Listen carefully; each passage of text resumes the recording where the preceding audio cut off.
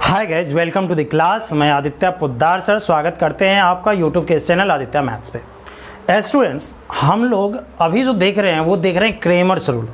Last fast में just इससे पिछले वाले पार्ट में क्या देखे थे? Cramer's rule. आज ज़रा हम कुछ इन्फिनाइट सॉल्यूशन वाले लीनियर इक्वेशंस के बारे में बात करते हैं थोड़ा डीप में, और कुछ लीनियर इक्वेशंस का हो सकता है उसके बारे में भी देखेंगे, ठीक है। लेकिन जो भी स्टूडेंट्स न्यू हो प्लीज़ आप चैनल को सब्सक्राइब कर लो और वीडियो को लाइक करो और शेयर करो, ठीक है, ताकि आप और नोटिफिकेशन बेल को भी क्लिक करो ताकि आपको नए नए वीडियो का नोटिफिकेशन मिलते रहे। तो स्टूडेंट्स चलो देखते हैं। सपोज तुम्हारे सामने है इक्वेशंस, एक नहीं दो है, और तुमको हम बोल रहे हैं सॉल्व करने का मीन्स है कि x और y का वैल्यू बताना है।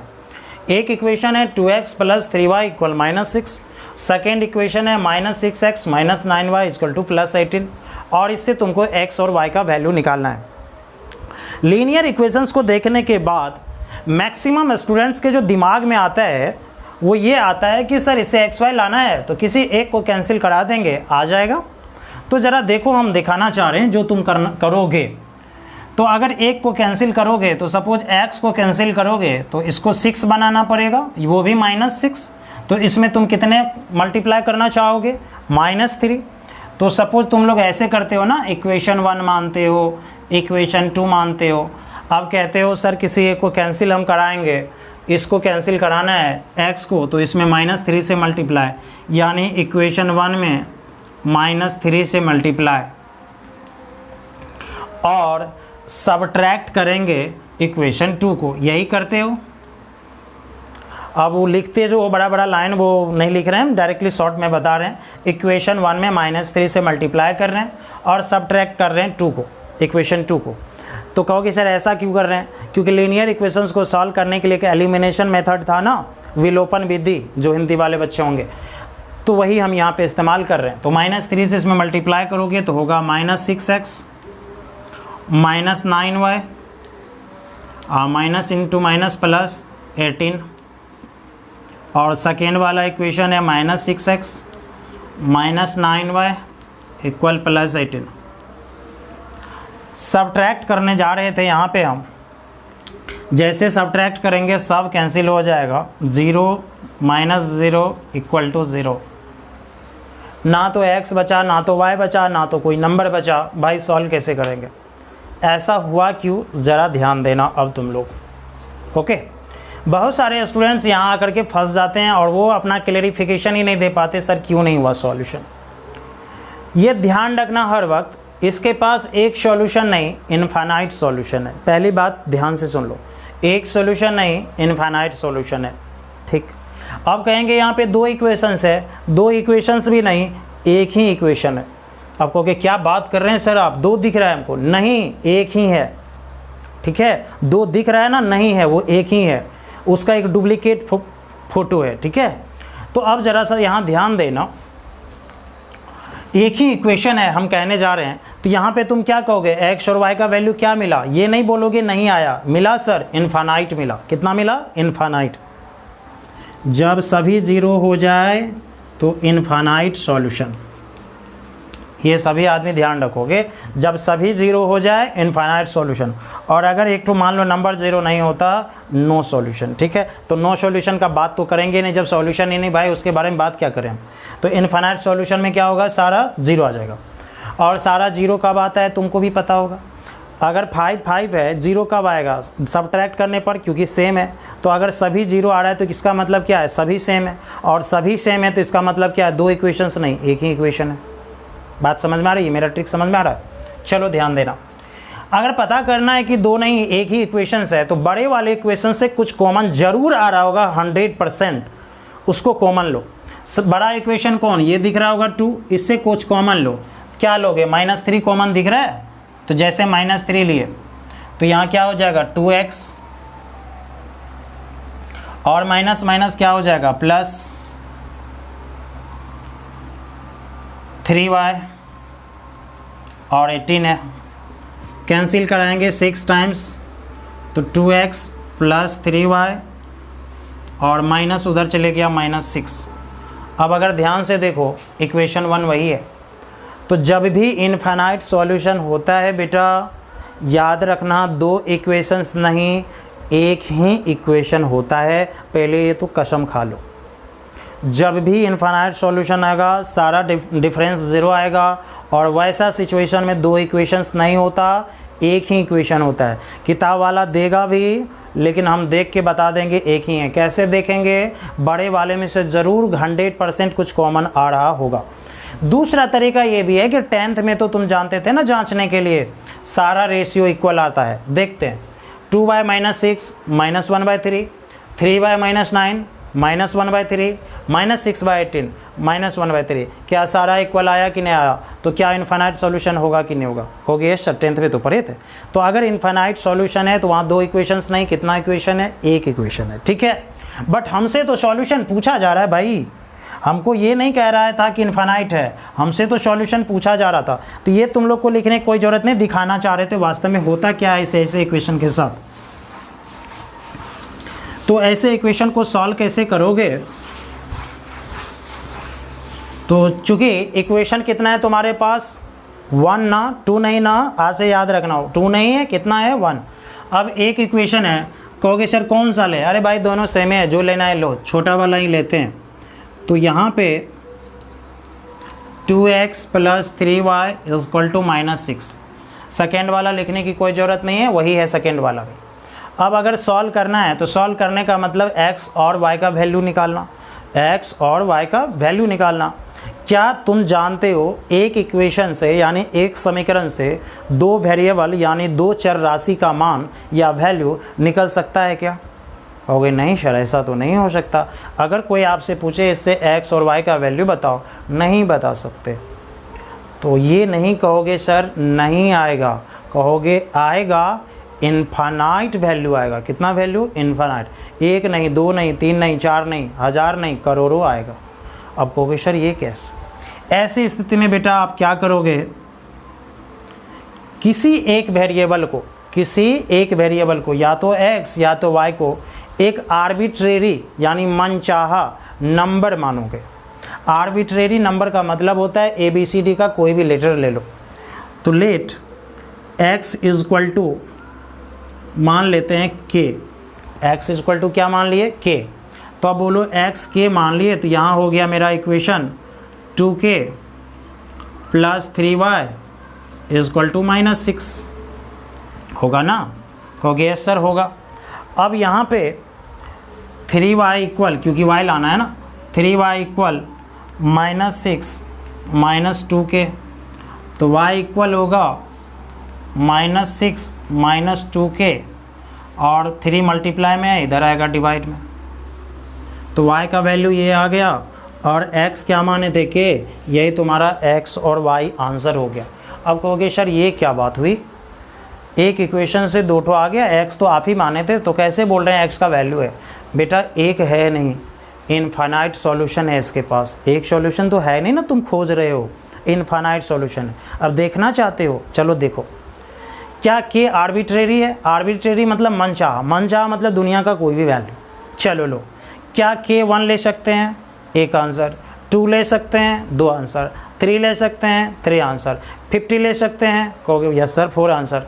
1000 ले सकते हैं? कहोगे यस सर। 5000 ले सकते हैं? कहोगे यस सर। -2 ले सकते हैं? कहोगे यस सर। -5 ले सकते हैं? कहोगे यस सर। -50 ले सकते हैं? कहोगे यस सर। अरे ये क्या हो रहा है? जितना वैल्यू रखते जा रहे हैं x बदलते जा रहा है, यानी इनफाइनाइट सॉल्यूशन। अब बोलो k का वैल्यू बदलते जाओगे तो यहाँ y भी बदलते जाएगा कि नहीं बदलते जाएगा? k का वैल्यू चेंज करोगे तो y भी बदलेगा कि नहीं बदलेगा? तो यानी यहाँ पे कितना सॉल्यूशन है इसके पास? Infinite solution. कितना सॉल्यूशन? Infinite solution. तो वैसा लीनियर इक्वेशंस 2 वेरिएबल वाला, जिसके पास इनफाइनाइट सॉल्यूशन होगा, उसको कैसे सॉल्व करेंगे? पहली बात, वो दो इक्वेशंस नहीं होगा, कितना इक्वेशन होगा? ओनली 1। और सॉल्व कैसे करेंगे? किसी एक वेरिएबल को, अगर तुमको y को k मानना था मान लेते, कोई दिक्कत नहीं था। एक आंसर नहीं है कि तुम किताब वाले से मिलाना चाहते हो या पड़ोसी से मिलाना चाहते हो। इसके पास इनफाइनाइट सॉल्यूशन है। क्या मिला सकते हैं एग्जैक्टली हम लोग? नहीं ना। अरे 1 करोड़ से भी ज़्यादा आंसर है, कैसे मिलाओगे तुम? 100-200 रहता तब तो मिलाते तुम ना, इसीलिए मिलाना नहीं किताब के आंसर से। हो सकता है तुम x को k माने, किताब वाला y को k मान लेगा, कोई k नहीं मान के 5 के मान लेगा, कोई तकलीफ नहीं होना चाहिए। कोई 50 के मान लेगा, कोई तकलीफ नहीं होना चाहिए। कोई 70/k मान लेगा, कोई तकलीफ नहीं होना चाहिए। भाई जब इनफाइनाइट सॉल्यूशन है तो मेरा आंसर नहीं मिल सकता उसके साथ, मानो ना। क्यों नहीं मिलेगा? क्योंकि इनफाइनाइट सॉल्यूशन है इसके पास। ठीक, तो ये याद रखना हर वक्त, जब भी इनफाइनाइट सॉल्यूशंस होगा इक्वेशन के पास, वहाँ 2 लीनियर इक्वेशंस नहीं, कितना इक्वेशन? ओनली 1। सॉल्व कैसे करेंगे? किसी एक वेरिएबल को k मानेंगे, k के बदले c मानो, m मानो, जो मानो मान लो, कोई दिक्कत नहीं। और x को k माने, k को फिर उसी में रख दिए, मतलब x के जगह y मिल गया, मेरा वही xy आंसर हो गया k के फॉर्म में। किसके फॉर्म में? k के फॉर्म में। बात समझ में आई तो बोलो यस सर। तो याद से याद रखना, इनफाइनाइट सॉल्यूशन वाले इक्वेशंस को कैसे सॉल्व करते हैं ये देख लिए। बट ये क्या था बेटा? 2 वेरिएबल्स वाला इक्वेशन था। अब जरा दिखाते हैं 3 वेरिएबल्स वाले को कैसे सॉल्व करोगे। मिटा रहे हैं।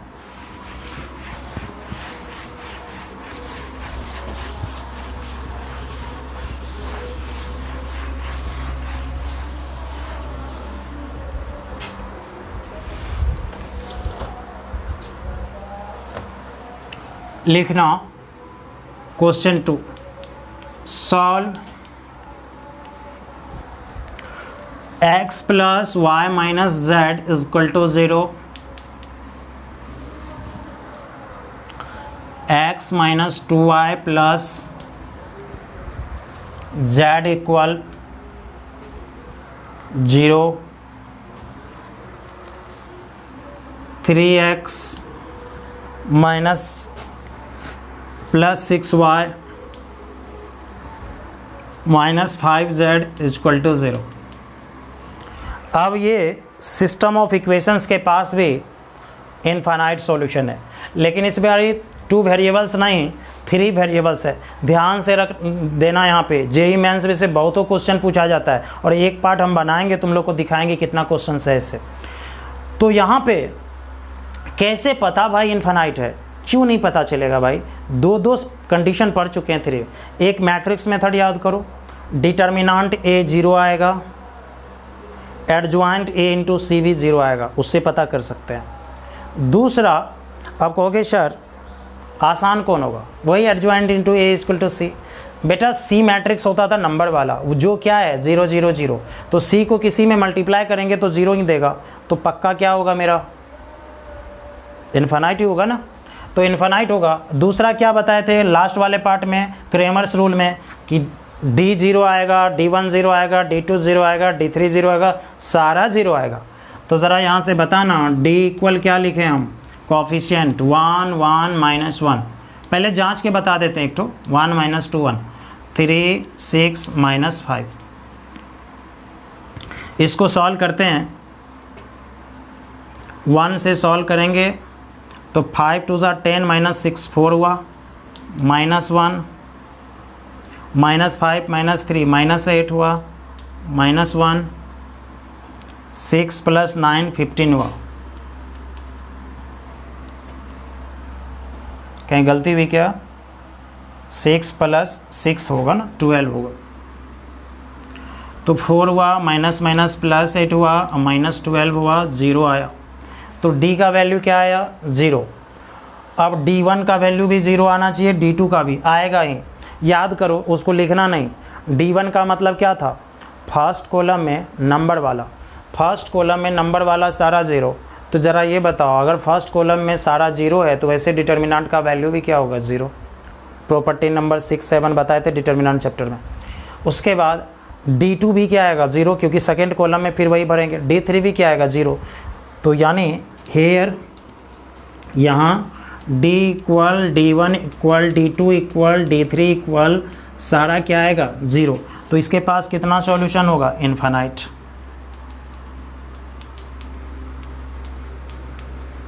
Infinite solution. Finally infinite solution जांचने तो जान गए। चलो फिर से थोड़ा सा हम रिकॉल करते हैं। अगर 2 इक्वेशंस होगा, 10th क्लास का मेथड है, क्रेमर्स रूल है, मैट्रिक्स मेथड है, 3 तरह से बता सकते हैं इनफाइनाइट है कि नहीं। अगर 3 इक्वेशंस है तो 10th वाला काम नहीं करेगा, मैट्रिक्स मेथड, क्रेमर्स रूल, 2 है तो है भाई, यहाँ क्रेमर्स लगा के देख लिए। तो इसके पास कितना सॉल्यूशन है? इनफाइनाइट। अब बात रह जाता है सर सॉल्व कैसे करेंगे। तो फाइनल बात तो वही होता है। ज़रा इसको मिटा रहे हैं नीचे वाले पार्ट को, इक्वेशन तो हमको रखना ही होगा। अब कहोगे सर सॉल्व कैसे करेंगे ऐसे इक्वेशंस को। अब ऐसा नहीं सोचोगे सर 3 इक्वेशंस है, नहीं सर एक ही है। जैसे अभी थोड़ी देर पहले बोले थे 2 इक्वेशंस नहीं एक ही होगा, लेकिन यहाँ नहीं सोचना कि 3 नहीं सर एक ही है, ऐसा भी नहीं सोचना सर 3 नहीं 2 ही है, ऐसा भी नहीं सोचना। तो अब मन में आएगा सर कैसे सॉल्व करें हम, ठीक है। तो चलो थोड़ा सा तरीका बताते हैं। अब क्या करेंगे, किसी एक वेरिएबल को वही के मानेंगे, ध्यान देना सब आदमी, लेट x इक्वल टू के। तो जब x इक्वल टू के लोगे सभी में रख दो, तो पहला वाला हो गया k plus y minus z equal to 0, दूसरा हो गया k minus 2y plus z equal to 0, तीसरा हो गया 3k plus 6y minus 5z equal to 0, क्योंकि x को के माने ना, के रख दिया। अब ज़रा ये बताना इसमें वेरिएबल कौन है, वाई जेड। 3 इक्वेशंस में वेरिएबल कितना है, 2 ठो वाई जेड, और उसी का वैल्यू लाना है क्योंकि x तो तुम मान लिए। अब बताओ अगर 2 वेरिएबल्स का वैल्यू लाना है तो तुमको कितना इक्वेशंस चाहिए स्टूडेंट्स, कहोगे सर 2। क्यों, एक वेरिएबल के लिए एक इक्वेशन, 2 वेरिएबल के लिए 2 इक्वेशंस, 3 वेरिएबल्स के लिए 3 इक्वेशन, 4 वेरिएबल के लिए 4 इक्वेशंस होना अनिवार्य है, तभी वैल्यू आता है। तो अब ज़रा यहाँ बताओ अब कितने वेरिएबल्स का वैल्यू फाइंड आउट करना है आप लोगों को, कहोगे सर 2 वेरिएबल्स का। तो कितना इक्वेशंस चाहिए आपको, कहोगे सर 2 इक्वेशंस। बट यहाँ से यहाँ तक कितना इक्वेशंस है आपके सामने, कहोगे सर 3 ठो। तो भैया एगो फ्री है, मॉल में जाते हो ना बाय 2 गेट 1 फ्री, वही बात यहाँ भी है। 2 का काम है, 1 आ गया है साथ ही साथ। तो अब क्या होगा, कैसे बनाएंगे सर, किसी 2 ठो को ले लो, तीसरे को छोड़ दो वहीं पे। अब कहोगे सर किसको लें किसको छोड़ दें, तुम्हारी पसंद की बात है, ठीक। तो यहाँ पे किसी 2 ठो को लेते हैं, सपोज पहला दूसरा को लेते हैं, तीसरा छोड़ देते हैं, बड़ा नज़र आ रहा है छोड़ देते हैं। कोई दूसरा तीसरा लेता है, पहला छोड़ देता है, नो डाउट गलती नहीं हुआ। ऐसे सोचो बेटा कि इनफाइनाइट सॉल्यूशन है तो आंसर तो नहीं है मिलेगा, ठीक है। फिर दूसरा तीसरा कभी करेगा तो हो जाएगा। तो ज़रा यहाँ ध्यान दो, हम फर्स्ट सेकंड से चल रहे हैं। अब इसको इक्वेशन 1 मान रहे हैं, इसको इक्वेशन 2 मान रहे हैं। इक्वेशन 1 और 2 से हम x और y का वैल्यू नहीं, y और z का वैल्यू निकालना चाहते हैं, क्योंकि x तो आ चुका है। तो आप कैसे निकालोगे, फिर वही बात जो पढ़े थे, क्या दोनों को ऐड कर दे, z कट जाएगा। तो इक्वेशन 1 प्लस इक्वेशन 2, तो अगर दोनों को ऐड करोगे k plus k 2k, y minus 2y minus y, z minus z खत्म इक्वल टू 0। तो बोलो यहाँ से माइनस y उधर गया, प्लस y इक्वल टू क्या आया, 2k, y आ गया। अब ज़रा बताओ अगर y आ गया तो क्या निकालना है, z, क्या लाना है, z। तो तुम ऐसा कर सकते हो, पहला में रख दो तो भी निकल जाएगा, दूसरा में रख दो तो भी निकल जाएगा, तीसरा में भी रख दो, कोई दिक्कत नहीं है। चलो हम तीसरा में ही रख के देखते हैं, बात समझ में आ रही है, कहीं भी रख सकते हो। चलो हम दूसरा में ही रख के देखते हैं, कहीं भी रख दो। तो दूसरा में रखोगे तो फ्रॉम 2 यानी from equation 2 k minus 2y है, तो 2y यहाँ से कितना हो जाएगा भाई, 2y, तो 4k हो जाएगा, प्लस z इक्वल टू 0। तो k minus 4k minus 3k उधर गया, प्लस 3k, तो z इक्वल टू क्या आया, 3k। तो इस तरह से तुम क्वेश्चन को सॉल्व कर सकते हो। x आया k, y आया 2k, z आया 3k। क्या बताओ इसके पास इनफाइनाइट सॉल्यूशन है कि नहीं। k का वैल्यू 1 लो, x y z कुछ आ जाएगा, 2 लो कुछ और आ जाएगा, 3 लो कुछ और आ जाएगा, 4 लो कुछ और आ जाएगा। क्या इसका कभी अंत होने वाला है, नहीं आने वाला है। तो इसलिए इसके पास कितना सॉल्यूशन है, इनफाइनाइट सॉल्यूशन है। चलो फिर से बात करते हैं। अगर 3 इक्वेशंस है, 3 वेरिएबल्स का है, सोचना है कि इनफाइनाइट सॉल्यूशन कैसे जांचेंगे, उसका सारा डिटर्मिनेंट चारों d1 d2 d3 चारों डिटर्मिनेंट का वैल्यू 0।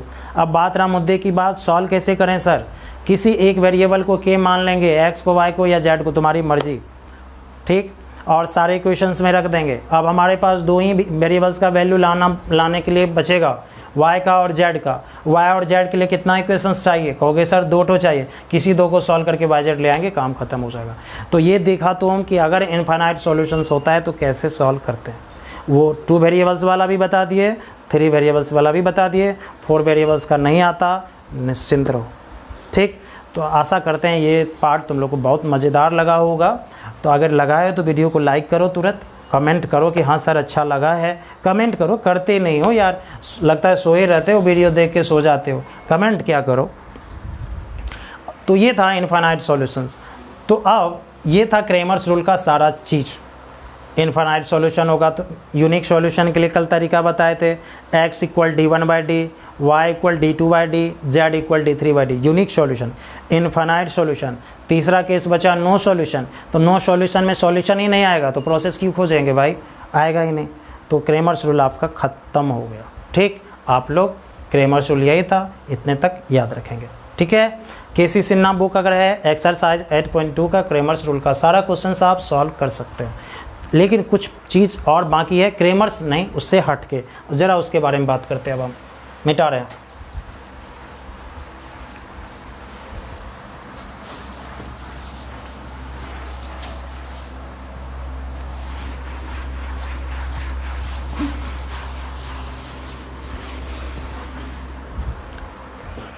चलो लिखो, स्टार देके, system of homogeneous linear equations,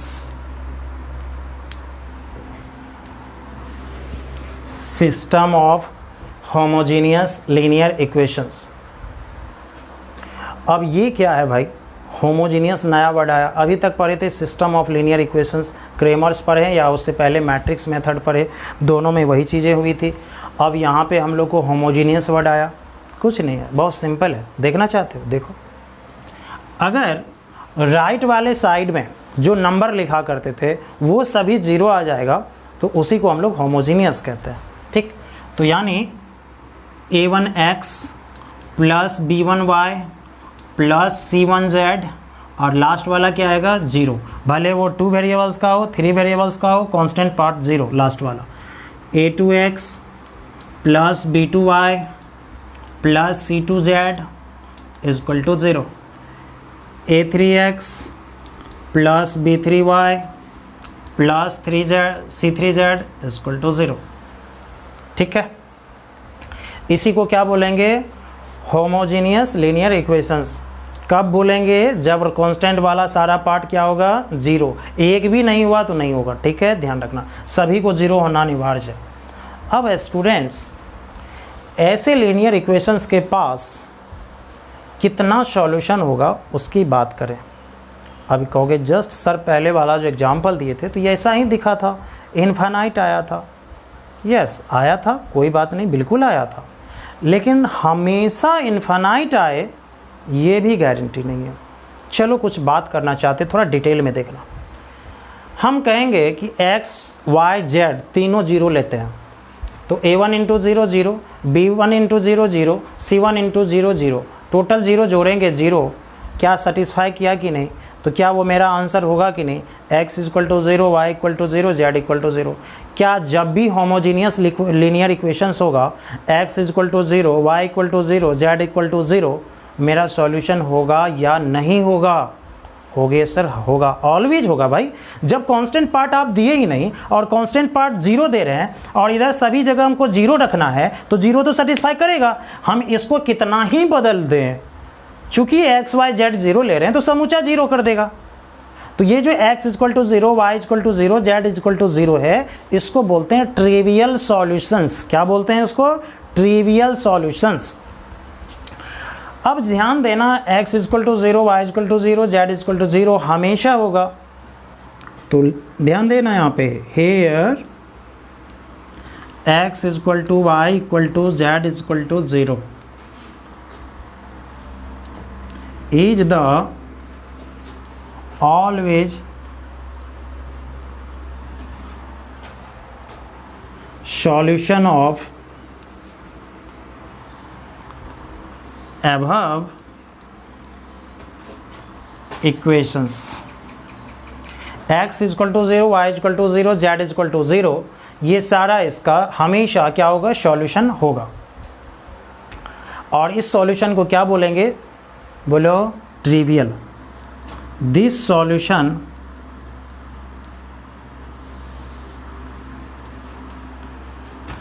is called trivial solution।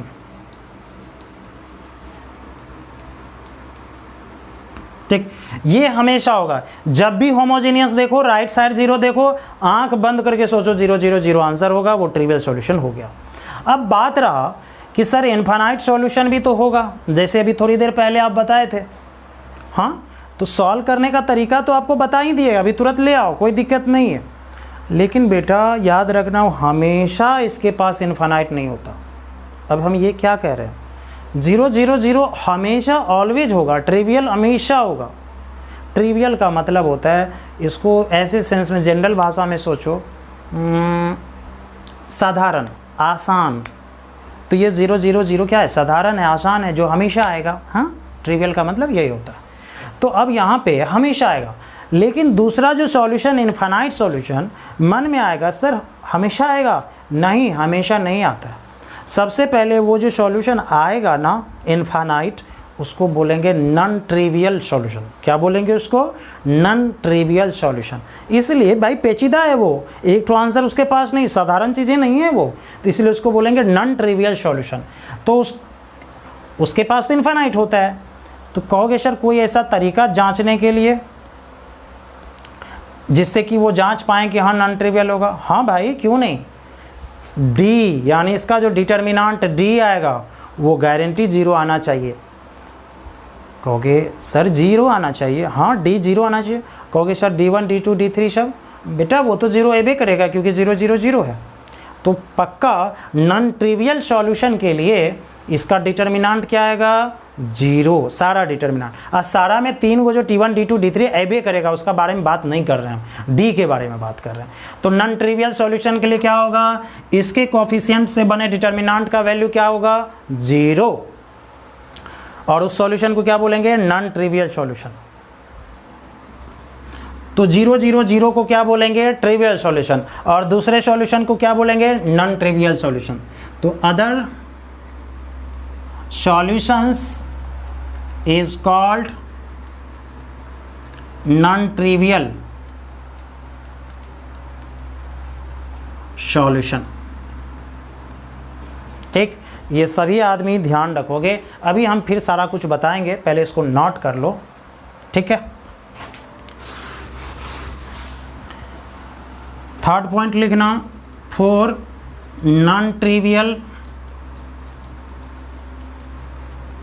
Solution, non trivial solution के लिए यानी इनफाइनाइट सॉल्यूशन के लिए इसका डिटर्मिनेंट बेटा क्या होना चाहिए, अभी देखे थे पहले वाले एग्जांपल में 0, यानी A1 B1 C1 A2 B2 C2 A3 B3 C3, ये क्या होना चाहिए, 0, गारंटी होना चाहिए। ठीक है, तो ये बात का थोड़ा सा ध्यान रखना है। तो जब भी होमोजीनियस आएगा, इससे 3 पॉइंट है रिलेटेड, उसको ध्यान रखना है। पहला बात, राइट साइड में सारा कांस्टेंट पार्ट 0। दूसरी बात, 0 0 0 तो सॉल्यूशन होगा और उसको बोलेंगे ट्रिवियल, ऑलवेज होगा, कभी ना नहीं कह सकते, हमेशा होगा।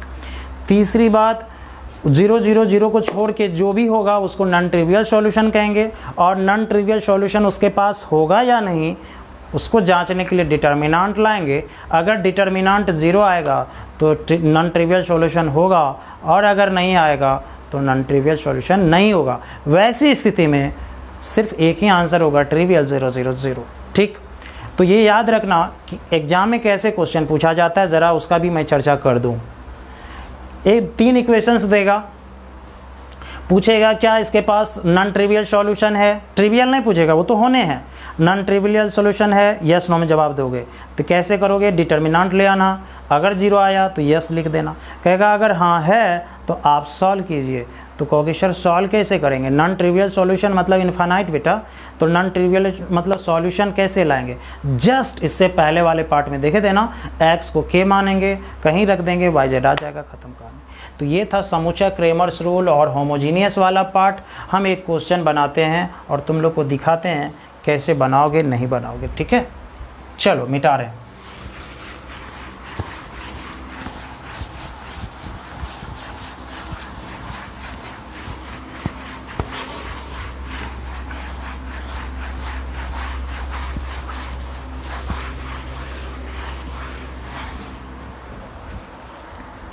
अब स्टूडेंट्स सबसे पहले जो यहाँ ध्यान रखना है, ये रखना है कि क्रेमर्स का होमोजीनियस का सारा थ्योरी पार्ट ख़त्म, क्वेश्चंस भी हम एक एक करके बता ही दिए। आज होमवर्क दे रहे हैं, सारा ख़त्म कर लेना। और नेक्स्ट पार्ट जो आने वाला है उसमें हम जेईई मेंस में या एडवांस में जो भी क्वेश्चंस अभी तक पूछा गया है वो सारे क्वेश्चंस को सॉल्व करेंगे, ठीक है। तो आज इस पार्ट के बाद हमारा बस वो जेईई मेंस या एडवांस से रिलेटेड क्वेश्चन होगा। अभी हम लोग सिर्फ ये लास्ट क्वेश्चन देख रहे हैं, होमोजीनियस या जो भी होगा, ठीक है। और एक्सरसाइज तुम लोग ख़त्म कर ही लोगे। केसी सिन्हा का एक्सरसाइज 8.2 का सारा क्वेश्चंस को किल करना है, सॉल्व करना है, एक भी स्किप नहीं करना है, छोड़ना नहीं है, सब का सब बनेगा। लेकिन एक क्वेश्चन हम बनवाना चाहते हैं, लिखो एक क्वेश्चन है, if the system of equations has, if the system of equations has मत लिखना भी, 2x plus 3y minus 2z is equal to 0 and and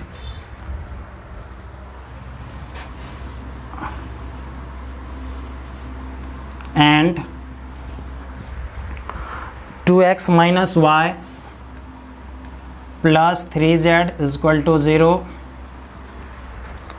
and 7x plus lambda y minus z is equal to 0 has non-trivial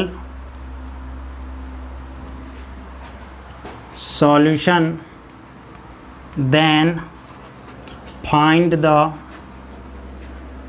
value of lambda। तो चलो देखो ये question क्या है students. कह रहा है कि यदि ये इक्वेशन और ये इक्वेशन सिस्टम ऑफ इक्वेशंस जो है, इसके पास अगर नॉन ट्रिवियल सॉल्यूशन होगा तो लैम्डा का वैल्यू बताइए क्या होगा। चलो थोड़ा सा डीप में समझो, क्वेश्चन तो 10 सेकेंड का भी नहीं है, ठीक है। सबसे पहले बात, इधर भी जीरो, इधर भी जीरो, इसमें भी जीरो, होमोजीनियस है, यानी ट्रिवियल सॉल्यूशन x बराबर 0, y बराबर 0, z बराबर 0 होबे करेगा। बेटा इसके बारे में बात ही नहीं करेगा कभी, ट्रिवियल सॉल्यूशन के बारे में बात ही नहीं करेगा। क्यों भाई, जनरल है, वो तो सबको पता है होगा ना, तुमसे क्यों पूछ लेगा वो, ठीक। तो नॉन ट्रिवियल के लिए अभी क्या पढ़े हम, वो जो डिटर्मिनांट होगा कोफिशिएंट वाला, उसका डिटर्मिनांट क्या आना चाहिए, वैल्यू क्या आना चाहिए, 0।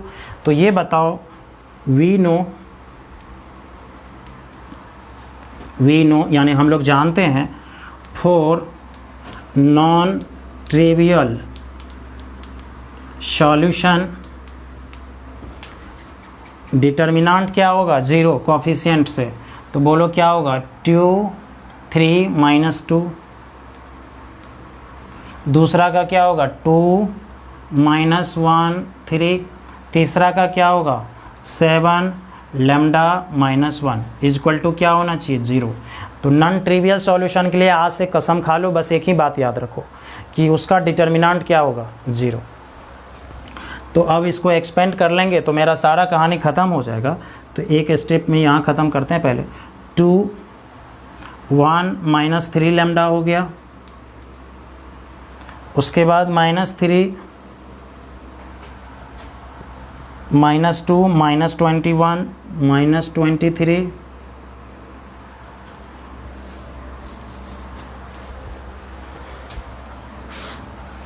उसके बाद -2 lambda plus 7 is equal to 0। Non trivial solution के लिए इसका डिटर्मिनेंट क्या आना था, 0 आना था, वही हम करने जा रहे हैं। अब ज़रा इसको फ्रेश करते हैं। 2 1 जा 2 -6 लैम्डा, 23 या 69 होता है। थोड़ा हिंदी भी कभी कभी बोल देते हैं, बर्दाश्त करना। -2 2 जा 4 लैम्डा और -14 इज इक्वल टू 0। तो -6 लैम्डा -4 लैम्डा -10 लैम्डा और 2 - 14 हो गया तुम्हारा -12 सही ना। 2 माइनस 14 माइनस 12 और 69 माइनस 12, 69 माइनस 12 तो हो गया मेरा कितना प्लस 57। तो यानी यहाँ से लैम्डा इज इक्वल टू आ जाएगा 57/10, यही आंसर हो गया। तो अगर लैम्डा का वैल्यू सिर्फ पूछ रहा था तो डिटर्मिनेंट 0 होता है, क्योंकि बोला था कि नॉन ट्रिवियल सॉल्यूशन इसके पास है, तो 0 कर दिए, लैम्डा आ गया। अब इस क्वेश्चन में थोड़ा सा बेटा वेरिएशन करता है, उस वेरिएशन को समझना सही से तुम लोग, ठीक है। कहेगा if the system of equations has non trivial solutions then find the value of lambda, बोला भी, तब कहेगा हैंस सॉल्व इट, इसलिए इसको हल भी कीजिए, सॉल्व भी कीजिए। अब क्या करोगे, कोई दिक्कत नहीं होनी चाहिए, ध्यान देना। लैम्डा आ गया, उठा के यहाँ रख देना लैम्डा को। क्या ये लीनियर इक्वेशन का फॉर्म अटेंड कर लेगा? हालांकि लीनियर इक्वेशन तो है ये है, लेकिन वो लैम्डा चले जाएगा। तो 3 ठो लीनियर इक्वेशंस आया, सॉल्व करना है, इस होमोजीनियस है, इनफाइनाइट सॉल्यूशन है पक्का, क्योंकि तुम लैम्डा का वैल्यू उसी के लिए तो लाए, और इनफाइनाइट सॉल्यूशन है। कैसे सॉल्व करें, जस्ट इससे पहले वाले क्वेश्चन को तो वही बनाए थे, ठीक। तो ये ध्यान रखना, जब भी होमोजीनियस आएगा, नॉन ट्रिवियल आएगा बेटा, तो क्या करेगा, सिर्फ लैम्डा का वैल्यू पूछेगा, लैम्डा के बदले के ABC कुछ भी दे सकता है, कसम नहीं खा लेना, लैम्डा ही देना है, और सॉल्व करने बोलेगा तो फिर देखेंगे। तो ये था मेरा पूरा होमोजीनियस था, क्रेमर्स रूल था, ये सारा लीनियर इक्वेशंस के बारे में था। ये पार्ट इस तरह से हम लोग का ख़त्म, और आज हम लोग का डिटर्मिनेंट मैट्रिक्स भी ख़त्म हो चुका, एक भी चीज़ें नहीं बची हैं। अगर आप लोग के मन में कोई डाउट होगा तो मेरे टेलीग्राम ग्रुप @ADITYA पे क्वेश्चन को रेज कीजिए कि सर यहाँ प्रॉब्लम हुआ है, यहाँ डॉट हुआ है। अगर आप लोग डॉट कहेंगे वहाँ पे तो हम एक क्लास और देंगे, लेकिन अब जो हम क्लास लेके आएंगे नेक्स्ट पार्ट, उसमें JEE मेंस एडवांस का रिलेटेड क्वेश्चन होगा डिटर्मिनेंट और मैट्रिक्स से। अब चाहे वो जितना भी पार्ट हो, क्योंकि आप लोग को ये भी देखना बहुत आवश्यक है, ठीक है। 3 चैप्टर्स हम खत्म कर चुके हैं, इनवर्स ट्रिगोनोमेट्रिक, डिटर्मिनेंट और मैट्रिक्स। आप लोग इसको अच्छे से रिवाइज कीजिए, ठीक है, और मैं पूरा सिलेबस कंप्लीट करूँगा, निश्चिंत रहिए आप लोग। तो आज आप लोग को क्या करना है, अगर आपके पास KC सिन्हा बुक है, एक्सरसाइज 8.2 का सारा क्वेश्चन सॉल्व कर लेना है। NCERT में नो डाउट नहीं होगा। उसके बाद क्या कहते हैं, RD शर्मा में होगा, चैप्टर मेरे को याद नहीं बट होगा ज़रूर। RS अग्रवाल में भी है, जहाँ भी होगा मैं पूरा थ्योरी पार्ट कर, एक भी क्वेश्चन नहीं बचेगा। अगर बच गया तो फिर बोलना, कमेंट करना सर नहीं बना, ठीक है।